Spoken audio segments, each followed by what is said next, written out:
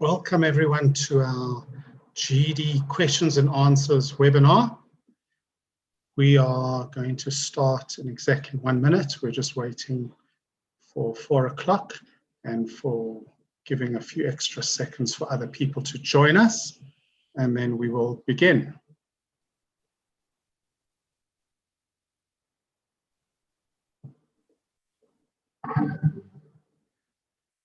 Hello everybody. Homeschooling. So homeschooling is definitely the new normal, or we believe so anyway. Welcome to our webinar and thank you for joining us.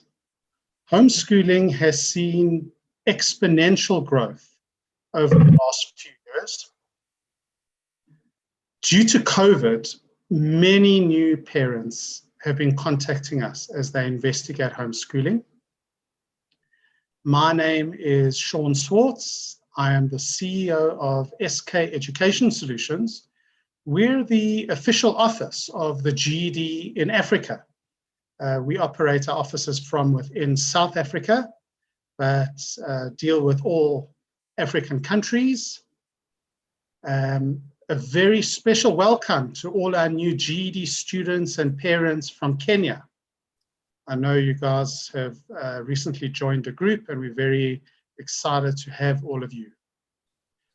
Today, we're very privileged to have Lindsay Calder with us.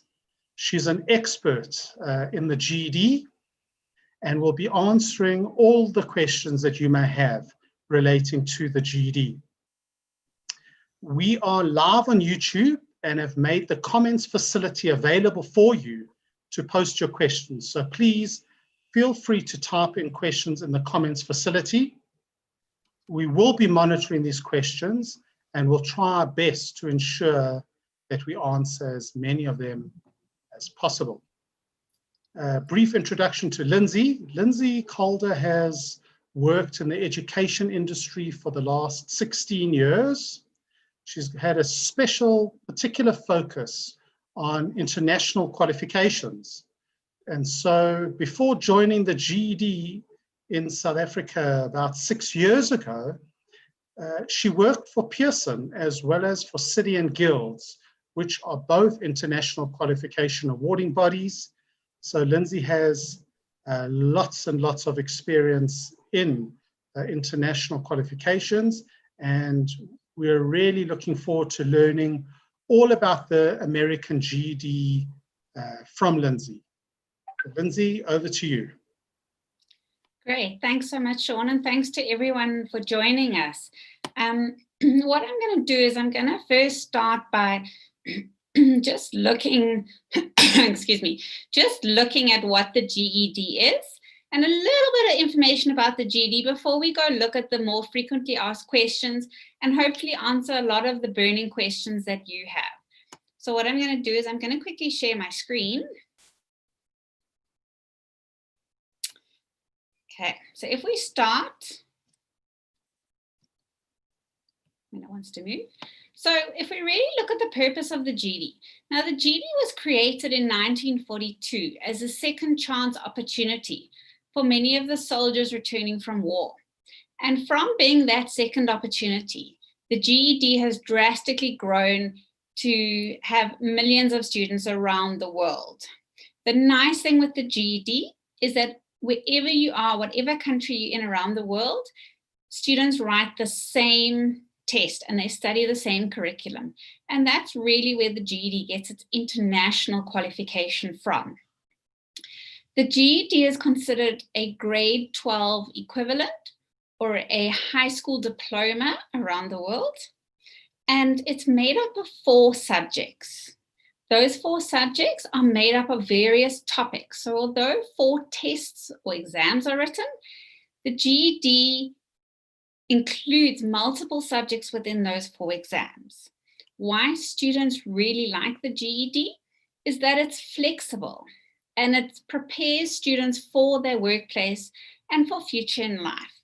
The GED makes use of critical thinking skills as opposed to just rote learning or parrot learning. So the GED prepares students for their future through teaching them the fundamental skills needed for the 21st century. And these are really thinking outside of the box. Now, as I said, the GED, it gives students a high school equivalency. And in that, students can then go and look at studying further at a college or going and applying for a job. Now, in South Africa, those 4 exams that I spoke about, they can only be written at a Pearson VUE accredited GED testing center. So in South Africa, it's at any Boston City campus. There's 40 around the country. In Namibia, there's 1 in Windhoek. And in Kenya, there's 1 in Nairobi. Now, important to notice the GED testing age in South Africa and Namibia is 17 years old. And in Kenya, it's currently 18 years old, which is the same as the GED testing age around the world.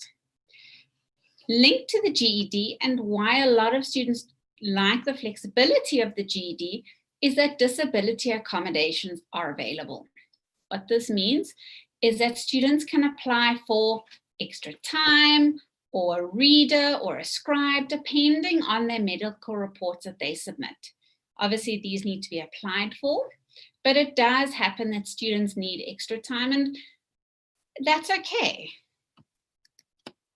Now, when a student has passed those 4 subjects, and the 4 exams are reasoning through language arts, or what we know as English, mathematical reasoning, which is maths, science, and social studies. A student needs a passing score of 145 out of 200 per subject to pass, and a student has to write all 4 subjects to pass. Now, a nice thing with the GED is a student can write 1 subject at a time. Study the subject, write it, and then go on to the next subject. That really reduces the stress load on a student of having to study 6 exams at once. They can focus on 1 subject at a time. Now, international students, they will be issued the high school equivalency credential from the Department of Education in Washington. And students receive their transcript and diploma electronically, and they can order 1 free hard copy diploma, and you can obviously also order your hard copy transcript. Now, if we look at local evaluation, SAQA, which is the South African Qualifications Authority, has evaluated the GED and found the National Senior Certificate, or what we know as grade 12, as being its closest comparable qualification. Similarly, the Namibian Qualifications Authority has evaluated the GED and found it to be comparable to the certificate at NQF level 4 of the National Qualifications Framework for Namibia. So therefore, in Namibia, it's also considered a grade 12. We are looking at working with the Kenyan authorities to get an evaluation in Kenya.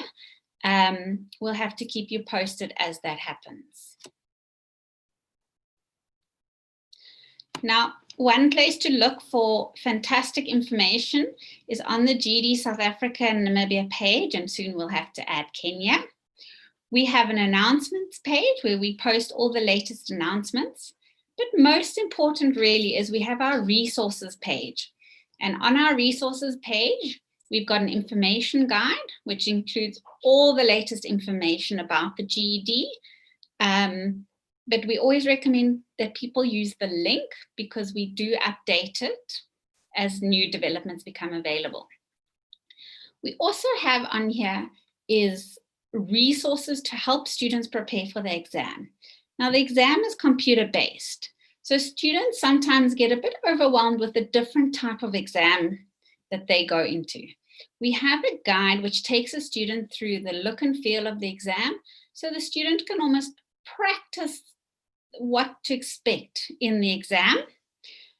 Then we also have detailed resources about the English or RLA exam, and the argumentative essay, because that's always one that students sometimes struggle with.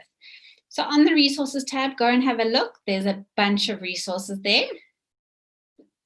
And then also under Marketplace, go back one, is we have the GED Ready Practice Test. That's the official GED practice test that is developed by the people who developed the exam. It's a lot cheaper. It's 130 Rand plus VAT, available on our marketplace. And that is a good indicator as to whether you can expect to pass the exam or not. So it will give you a score and tell you whether you are likely to pass or not. It also identifies where your gaps are in your learning and recommends what you need to do to ensure you get the grades to pass. It's always recommended that you do a GED ready practice test within 2 weeks before you do your final test. I think now we're gonna, Sean, go look at some of the frequently asked questions. Lindsay, thank you so much for that detailed introduction to the GED. If we could just stop sharing your screen, that'll be great. So everybody, I think Lindsay has given a great overview to what the GED is all about. It's really a great program. The fact that you're here trying to learn about it is a good thing already. We have received by email before this webinar many different questions, and we are hoping that you'll also be putting in extra questions into the live chat facility in the comments function. So please type in your questions here so that we can also answer them. So without wasting any further time, I am going to jump straight into some questions. So Lindsay, the first, and I think a very important question that a lot of people, a lot of prospective students ask is, are there any specific registration requirements in order to be accepted into the GED to study and to write the exams? That's actually a great one. You get that a lot. So there are no prerequisites for a student to do the exam. The main rule that students need to pay attention to is that in South Africa and Namibia, you can only write the exam once you're the age of 17. And in Kenya, once you're the age of 18. It's always recommended that you've possibly got a grade 10, but if you're unsure about whether you'll cope or not, you can always give us a call and we can chat to you and discuss what you've learned. Because I know sometimes with homeschooling, they don't always have formal grades. So it's always a bit hard to guess what level, but there's no prerequisites to start the GED. Yes, I think just to add on to that, as you say with grade 10, I mean, as you say, a lot of people don't necessarily have a grade 10. And so what's really useful is that some GED prep providers are also offering a pre-GED bridging program where even at the ages of 14 and 15, they're able to prepare the students and get them up to speed so that they are ready to start the GED program. So I think, as you say, Lindsay, if anyone is interested and are of the age of 14 or 15, don't write off the GED, contact us and we can put you in touch with the relevant prep providers. Another question is, and we get this all the time, is, am I allowed to bring a calculator into the maths exam? Okay, no, you're not allowed to bring a calculator. You're not actually even allowed to bring paper and a pen into the exam. You will be provided with an on-screen calculator. And in that resource section on our website, we've got an explanation of the on-screen calculator, and you can go and practice using the on-screen calculator there. But no, you're not allowed to bring you're not allowed to bring a calculator into the exam. So no matter where I see anything relating to telling me that I'm allowed to use a calculator, the answer is no. I'm not allowed to bring a calculator into the exam. A calculator online on the computer, a digital calculator, will be provided for me. Nothing is allowed to be brought into the exam. I think you answered the second question was, am I allowed to bring a pen and paper into the exam to do calculations? And no, you're not. You'll be given a blank piece of paper if you want to use it, but you can't bring anything into the exam. The GED has very, very strict requirements when it comes to testing security, which really is good because it just shows the credibility of the GED and how important they take the GED exams. So students are not allowed to bring anything into the exam, except obviously with COVID, you can bring your mask. Yes, absolutely. Another question, so it says, how long after writing the exam will I get my marks? Do I need to wait a week? Do I need to wait 3 weeks? I know that right now, matriculants that wrote exams in November are still in the middle of January waiting for their results. Yeah, so you should get the scores of your exam within 24 hours of writing the exam. If you haven't received your score after 2 days or 3 days, you need to contact us to follow up on your behalf, but you should receive your results within 24 hours of writing your subject. And you mentioned, I think following on to that is, what happens if I fail my exam? What do I do? Do I have to wait another year to write it again, or how does it work? This is where really the flexibility of the GED comes in with very nicely. So if you fail a test, you can rewrite that test up to 2 additional times. So after 3 attempts, because you failed once and you've written twice more, if for any reason after 3 attempts you failed, there will be a 60-day waiting period before you'll be allowed to book again. So you can, if you fail today, you can rebook straight away if you'd like. But after 3 attempts, you need to wait 60 days. And every time you fail thereafter, there will be a 60-day waiting period between each test. So essentially, I'm allowed to write it as many times as I want. The first 3 times whenever I want. Thereafter, in between each attempt, I have to wait 60 days. Hopefully, none of our students will be writing the same exam 3 times anyway. So I think that answers that. A very important question that is coming up a lot right now, and that's thanks to our friends at ESCOM, and that is, what happens if there's load shedding, or if there's a problem when I arrive at the testing center because the exams are all written online on a computer? What happens if the internet's down, or if my computer's broken, or if there's load shedding? What do I do? Okay, so if there's any technical problem, and a technical problem, as you said, includes there's a problem at the center, there's load shedding if you're South Africa, any issue, what happens is Pearson VUE, who's your testing center, they will log a case with Pearson International. Pearson will then review the case, and if it's obviously a fault that's not of your own, like load shedding, you'll be given a voucher to rebook your test. To rebook using a voucher, you'd need to then go through the call center, but you mustn't worry that you will get the opportunity to write your test. And between Pearson and GED, we will organize it that you're not going to have to incur an additional exam fee when it's not your fault that you couldn't write your exam.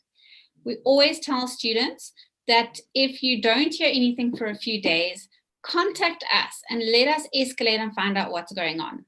Our office is here to help the students with such queries of if they haven't heard back from America, or if they had a problem with their test. We're here to help, and that's what we do.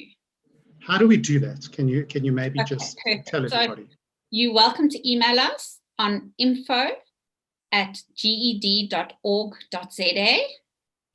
You can send us a message maybe on Facebook. We've got pages GED South Africa, GED Namibia, GED Kenya. We're all on Facebook, as well as we're on Instagram for GED South Africa. We also have, the best thing really is if you have a technical problem or you need an escalation, is to email support@ged.org.za. So the best one to use, support, it's a help desk that we've set up just for you, which is constantly monitored. So regardless of who's in the office, everyone's monitoring support@ged.org.za, or you can phone us on 011-728-0212. Excellent. Okay, here's one that I've seen on numerous occasions, and I feel for everybody that asked this question, I know the answer now because I've actually personally asked you the question 100 times. But here we go. My child wrote his exam. He failed by only 1 mark. Can't you just give him the mark? Okay, so the GED is an international testing body. It's surprising how many times we do get asked this. The GED will never just give 1 mark. If they ever just give a mark, they will lose all their accreditations with all the tests, with all the bodies around the world, and they will dent their brand as being such a good qualification. If a student fails by 1 mark, they fail by 1 mark and they will need to rewrite. Okay, so I failed my mark. I need to rewrite the exam. Correct. Can you related to this question? I know that there is a remarking facility. I know you don't recommend it. Can you just talk us around the remarking facility for the exams, and especially and specifically for the English exam? Okay, so students can only apply for a rescore on their reasoning through language art or English test. They can request a rescore of their written response by emailing help@ged.com. And they obviously need to submit the information such as their name, their GED ID number, the date and time of the exam that they want reviewed. There is a cost, which is $50, which is a lot of money considering a test is $75. Because the exams are marked so thoroughly, we very rarely see a change in result, which is why, as you said, we really don't encourage the remark, because it is a lot of money and the result generally doesn't change because the first time that it's marked so thoroughly. Agreed. And I guess the only reason why the only test that can be submitted for remark is the English paper is that all the other papers are multiple choice type questions. So the computer can't get it wrong. The only thing that it could potentially get wrong is the essay component of the English paper. And that is the only reason why a remark could be done. Although I've been told that on average, not even 1% of the remarks actually get an extra mark. And so it's highly recommended to rather just sit and rewrite the exam. Okay, here's an interesting one from Kenya. It's saying students that do the GED, can they apply to a university or a college in America? And that's the first part.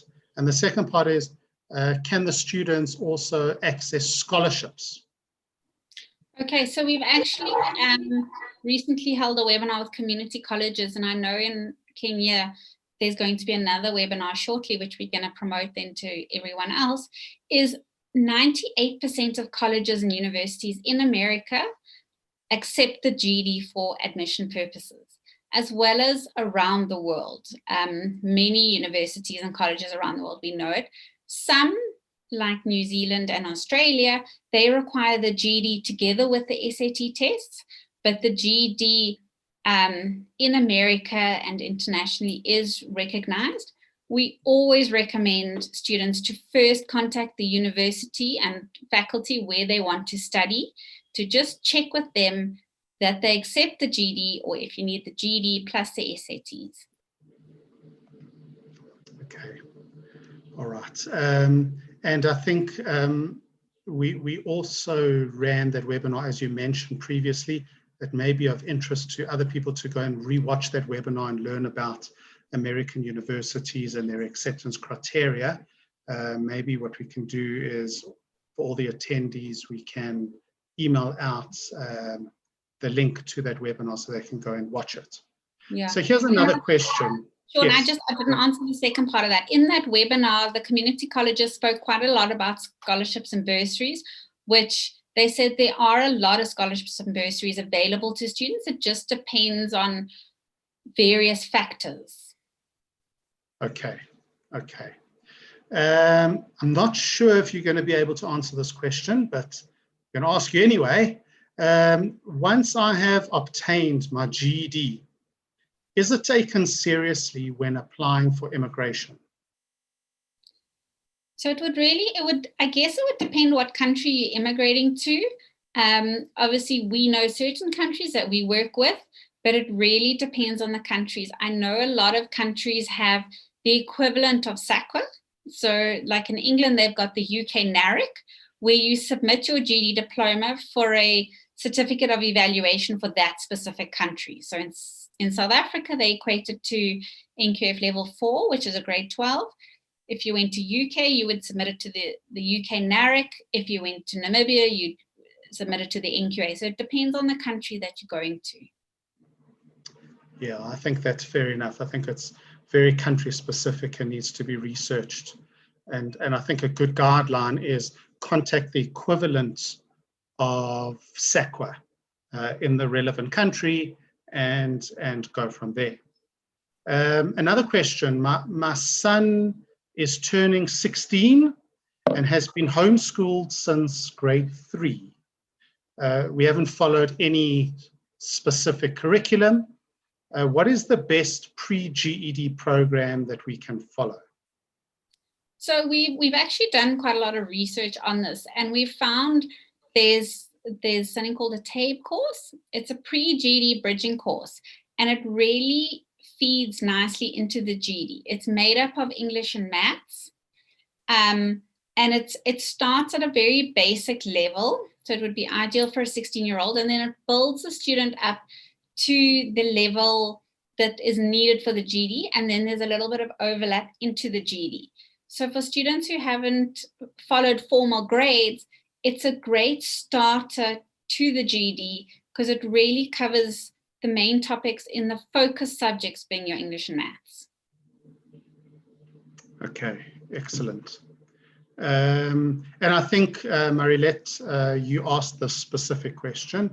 I think the best thing to do is actually just to email us on info@ged.org.za, and somebody will send through a list of recommended training providers that can provide you with a pre-GED recommended program. Okay, the next question, are the courses mostly textbook based or online courses? Okay, so students have the option of either. The majority of students, particularly in South Africa, but the majority of students use an online learning program to study. They find it a lot more structured and they're not having to refer to multiple sources to get sufficient knowledge to pass a GED. But if students don't want to go that route, there are the Kaplan books. There's a lot of YouTube videos. From our side, we always recommend that students use GED approved learning content, and that's a very important one because you want to make sure that the GED has reviewed the content and they are happy with the content in terms of that it covers the curriculum and it's the appropriate quality. So always make sure that the content is GED approved before you invest any money in buying it, because that's very important. Yeah, agreed, 100%. Always make sure it's accredited. I see, how do I become a registered pre-GED provider? I think the best thing is just to contact us again on info@ged.org.za and somebody will chat to you about that. Here's a question that's come up a few times, and I think we've had a few issues with it in the past. So it's actually a very important question to cover, and that is jewelry. What type of jewelry are you allowed to wear when writing the exam? So you can only wear small jewelry. So, you know, small earrings, a small watch. You can't go in with big chunky jewelry. Why you can't go in with big chunky jewelry is some people try to hide cheating stuff in the jewelry. So very much you can only go in with small jewelry. Linked to that, anyone who wears glasses must know that when you get to the testing center, they may ask you to take your glasses off and put them down so they can inspect them. At no point will they touch your glasses. They just want to check that they are normal glasses versus some fancy glasses that can do fancy stuff to help you with your test. And then you'll be allowed to put them back on. Okay, fair enough. I think just to cover one other point relating to writing the exams, and that is the identification. When students arrive at the testing center, what identification do they need to bring with them to ensure that they are not told, I'm sorry, you don't have the correct identification, please leave and come back when you have the right identification. Because if that happens, it's really it's not nice for the student. They've worked very hard to write this exam and now they're being turned away. It's a lot of money that's being thrown down the drain because they need to pay again. So can you please be very specific as to what identification has to be brought with them on the day to write the exam? Okay, so your identification needs to be, there's several things. It needs to be a valid government-issued identity document, such as in South Africa, your ID book. This identity document needs to include 4 things. It needs to include your name, your date of birth, a photo of you, and your signature. Now, in South Africa, the Smart ID card covers all of that. Obviously, with COVID, we've had to bring in that students can use their birth certificate together with an affidavit, purely because Home Affairs was closed and people couldn't apply for an ID. And they still can't. I think they've closed it again. Correct. So America's allowed this concession. And I know students that have the old ID book can then use an affidavit for their signature or a bank card that has their name on and a signature. The most important thing is to check before you write that your ID details 100% match your GED.com profile details. If there's any discrepancy, they will not let you write and you will forfeit your fee. So remember, it's 4 things. It's your name, your date of birth, your photo, and your signature. Now, your name needs to be the same. If your name doesn't match the way you typed in the name when you registered on the GED.com system to book the exam, they will turn you away and you will have to forfeit the fee. Correct. And another thing, if we jump a step back, is when you are booking for your test, before you book, if you are under the age of 18 and you've set up your GED.com profile, you will get an age alert. Everyone around the world gets this age alert if they're under the age of 18. What you need to do is you need to go on your GED.com profile, download the parent consent form, have your parents sign it, and then scan and email it to help@ged.com. That's the age consent form. If for some crazy reason, and it happens so many times. Sorry, where do we get this age consent form? On their GED.com profile. Okay. So they would download it, parents would sign it, they'd scan and email it to help@ged.com. No matter what age you are, it doesn't matter what you've done in the past. Even if you're allowed to write an exam at the age of 17 in South Africa and Namibia, because you're underage, you have to get your parents to sign this form. Correct. Anyone under the age of 18, their parents have to sign this form. They will not be able to book an exam until this age alert has been cleared. Another thing is an eligibility alert. So a lot of students, for some reason, set up more than one GED.com profile. If you have more than one profile, you'll have an eligibility alert, and you'll need to have these 2 profiles merged into one before you can book. So, similar process, you email the main details that you want to keep to help@ged.com. And then thirdly, for South African students, for new South African students, there's a jurisdiction alert. You need to email proof of name and date of birth, be it birth certificate, ID, passport, anything, to support@ged.org.za so that we can check that your name and date of birth matches your GED.com profile. And once that's done, that alert will be lifted and you can book. So it's really important to check in advance before you want to book that you have no alerts. Yeah, and an alert it can be anything. It doesn't have to be that alert. There may be other types of alerts. You just need to read the instructions so you can understand exactly what type of alert it's it is. very straightforward, and it tells you exactly what to do. Fine. So here's the next question. My daughter turned 17 at the end of December. Can she write in early January?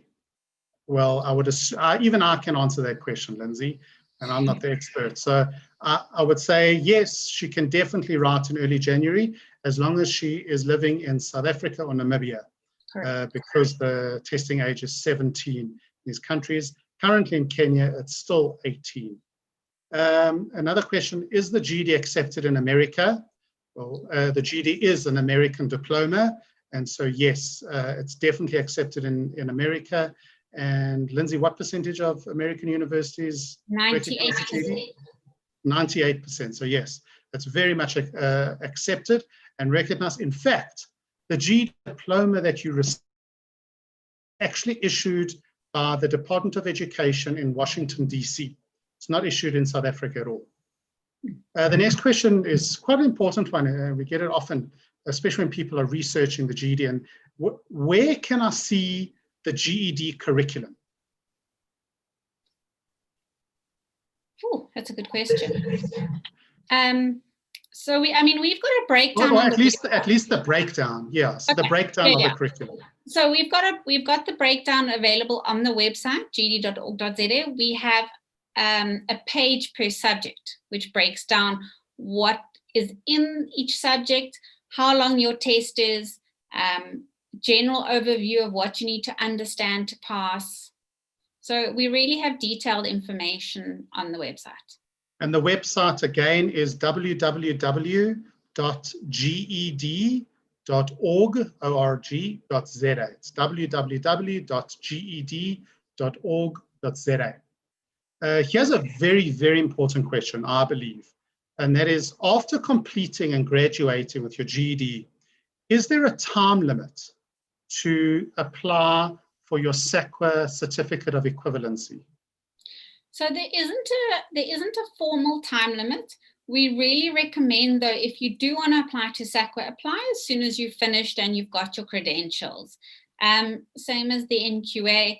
And what's quite nice is we've got a complete step-by-step process with screenshots of how to apply to SACWA and the NQA for your certificate of evaluation. So don't wait a few years to apply. Really, when you finish and you're still in the process and the excitement of completing your GED, apply to SACWA, go onto our website and just follow our steps as you apply. Okay. So another question, if I fail my exam and I need to do a rewrite, what is the fee? The fee is the same. So any GED test is $75, whether it's your first test or it's your third rewrite. Okay, so it's always the same, and it's currently set at $75. And there are really two ways of paying for this exam. The first and easiest way is to go onto ged.com, select your exam venue, select your date, select your time, and pay with your credit card. If, however, you don't have a credit card or you don't want to pay with a credit card, there is the ability to actually walk into your closest Boston City campus testing center and tell them that you actually want to buy a GED exam voucher. Now, the GED exam vouchers you would pay for in rands instead of in dollars. They do buy them in bulk at certain times of year, so it won't always work out to the exact equivalent of $75. Sometimes it will be cheaper than $75. Sometimes it will be more expensive. It depends on the exchange rate as to when they did buy that exam. And the next question relates to that as well. I don't know if you can cover this now, if Fish Newmark needs to contact us specifically. She's saying that she had trouble booking an exam, that it wouldn't show the venues when trying to book. What does she do? So she must check that her jurisdiction is South Africa. or Namibia or Kenya, she must check that her jurisdiction is a country where she is, because normally when you go to book and your jurisdiction is said correctly, it will bring up the testing centers in your area. Another thing to also check is that whether you have any alerts, because it's not going to let you book if you've got any alerts on your profile. So that's also something to check. Okay, and if she still doesn't come right, phone us or email us on info@ged.org.za. Next question, what's the difference between the GED and any other high school equivalency? So it really comes down to what you want to study. The first thing it comes down to is the curriculum and the type of qualification that you want. So if I look at the GED, it's an American high school equivalency. If I look at, say, an AS qualification, that's a Cambridge or Pearson British curriculum. So it really comes down to the fit for you, for what you want to study and what you want to do after you study. Yes, fair enough. Can I get it? What are the different levels of passing on a GED? I mean, the question is, do you get distinctions in the GED? But I know that we have different levels. Can you talk us through those levels? Sure. I don't have them in front of me, but generally the passing is 145, and then it goes up. So you've got your pass, then what they call college ready, college with credit ready. So it really depends on those levels and what you achieve. But generally, I mean, the minimum you want is 145 to pass. Okay, so 145 is a pass. The next level is what's called college ready. What that means, it's actually quite confusing outside of America. Americans understand this, but we don't.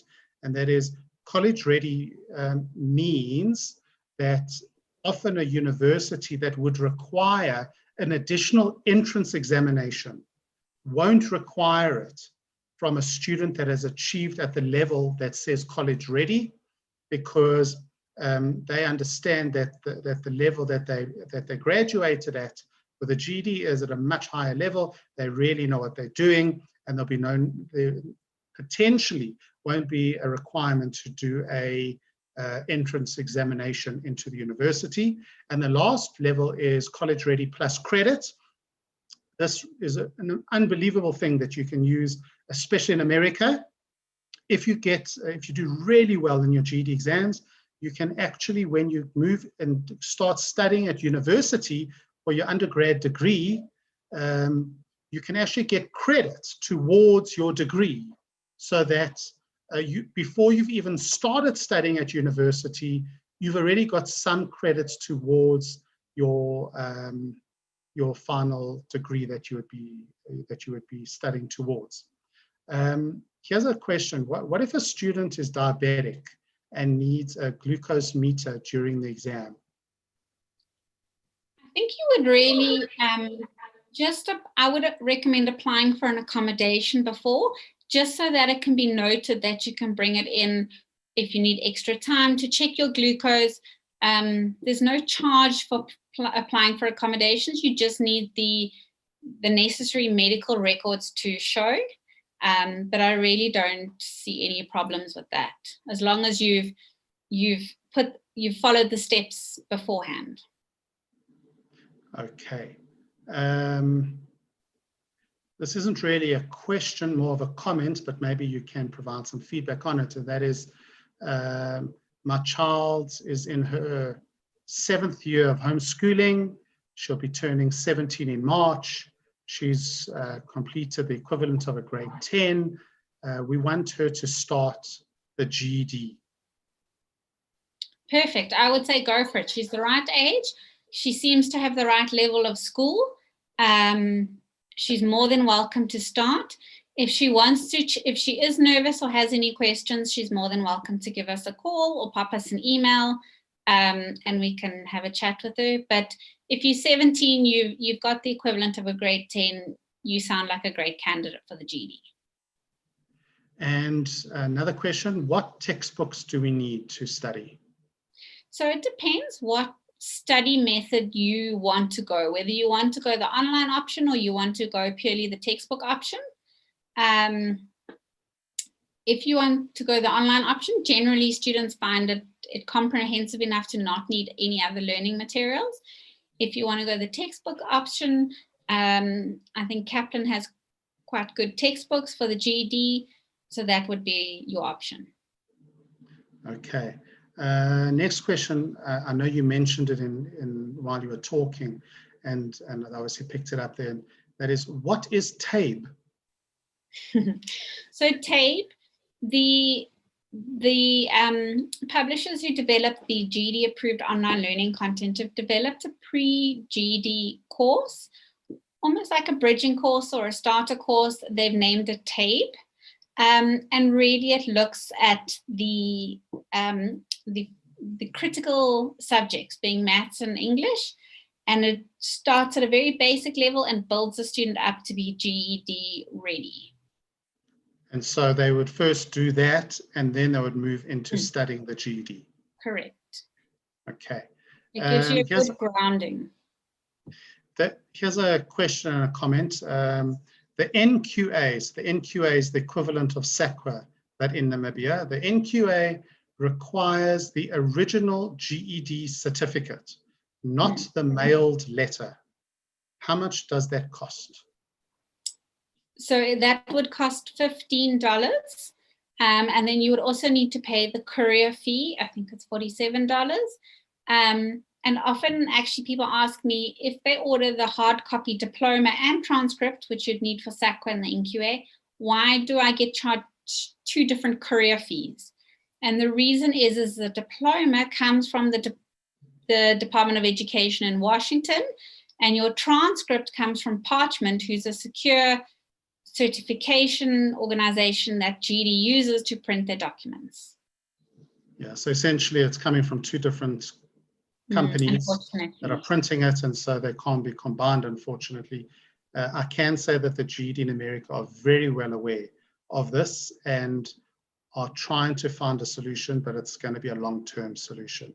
But hopefully one day they will solve the problem, and that'll save a lot of courier fees.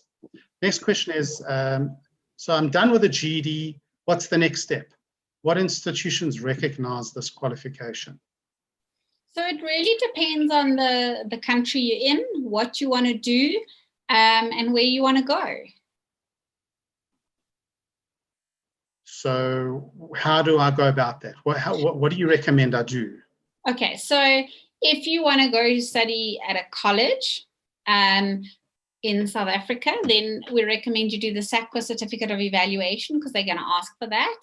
And you can go look at studying a NQF Level 5 certificate, or a higher certificate, or maybe a diploma.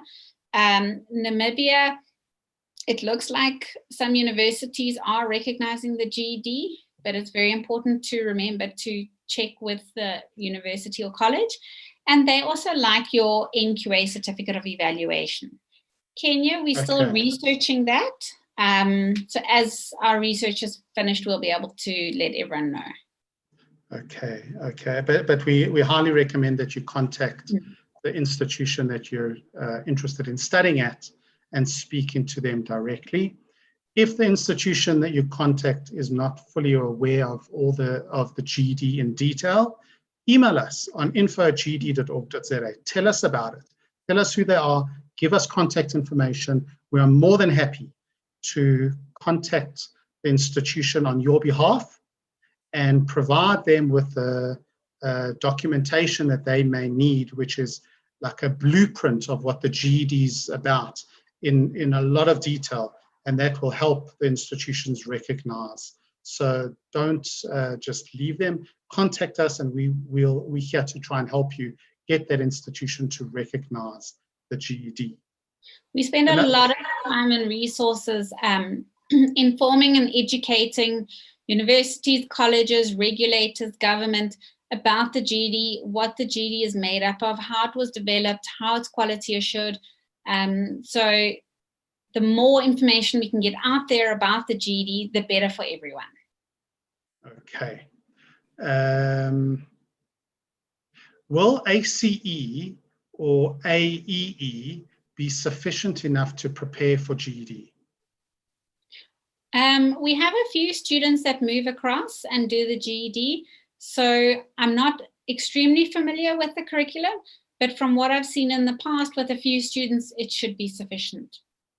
Okay, how are tests scored? How many marks do you get for a correct answer? How many questions are there? So it really depends on the exam. And I'm going to open. So the GED is marked by raw scores. So you're not going to get a percentage score. You're going to get a 145 or something like that. So if we go through the subjects, because it really depends on the subject. So if we look at reasoning through language arts or English, that test is 150 minutes. And there's really 3 sections to the test. And of that, you have an essay. And it really assesses your ability to read, your ability to write, and your ability to edit. So that's the RLA one. If we look at the social studies, now the social studies test, it focuses on 4 major areas. It looks at civics and government, United States history, economics, and geography in the world. The social studies test is 70 minutes, and it really looks at the skills of reading for meaning, analyzing historical events and arguments, and using numbers and graphs in social studies. I think in general, I mean, all that information is on the website, ged.org.za, so you're welcome to go there. I think just to comment on the actual question as well is how many questions are there? Well, it depends, because it really depends on the day. There are multiple banks of questions and everyone gets a randomized exam. No one gets the same exam. And so you may get more questions than somebody else, but it's always designed in a fair way. They know what each question is worth, etc. We need to wrap up in about 3 to 4 minutes. I'm going to quickly try and answer as many more questions as possible. Once you have your GED, is it possible to study online through an American college or university? Absolutely. Definitely. In fact, we ran a webinar a couple of weeks ago, and we actually had a panel of a whole bunch of different American colleges and universities speaking to us and telling us all about their universities, and they do accept the GED, and yes, you'll definitely be able to study online through an American college. If you want recommendations of them, you can find them online, you can contact us, we're very happy to help. If I only had lower grade maths and haven't studied any algebra with a GED, am I able to write the test with a lower grade maths student? I think you would, but you maybe consider a few sessions with a GED tutor, but the maths curriculum, it really is more about the understanding. So I think you would be okay as long as you give yourself a bit extra time. Yeah, and I think you can pass with a maths lit and basic algebra skills anyway, but doing the content and learning the work and going through the course content from your training provider will definitely prepare you properly for the exam. Next question, how much is the SACWA certificate of equivalence? Well, there's a whole application process. There's a how to document under resources on how to apply to SACWA. At the moment, if I recall, it's around about 2,100 Rand. SACWA do change all the time, and so I recommend contacting them directly or checking on their website. Linked to that, though, you must also just factor in your costs of ordering your hard copy certificate and diploma and the curve is to get those, because SACWA will want that. Absolutely. Then another question similar to the previous one, how are the exams structured? I think you've covered that in great detail. They're all online exams. They're all multiple choice type of questions. There's only one question where you actually have to type things, and that is the essay. It's an argumentative essay, and the online learning material covers you and teaches you how to do that. I think we've run out of time. It's already 5 5 more minutes until 5 o'clock. Just briefly, do you know if you'll be able to study at UNISA after getting a higher certificate or an NQF level 5? I think you need to ask UNISA that, but in general, the requirements to study at an undergrad degree level are a minimum of at least like a South African matric or a higher certificate. So the answer is potentially, but you should contact UNISA directly and ask them. Angela, do you want to comment, or Lindsay, do you want to comment quickly on that? On that, I mean, it really also depends on who you get in terms of the admissions officer. I've heard very different stories from students, but it really also depends on what you want to study. Yeah, agreed.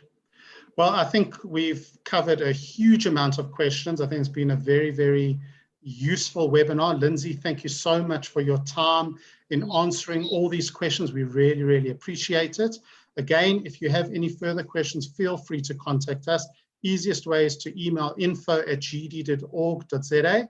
There's a huge amount of information on our website, www.ged.org.za.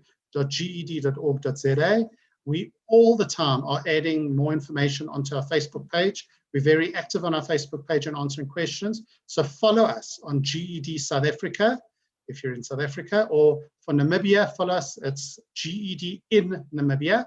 And for Kenya, you can follow us on GED in Kenya.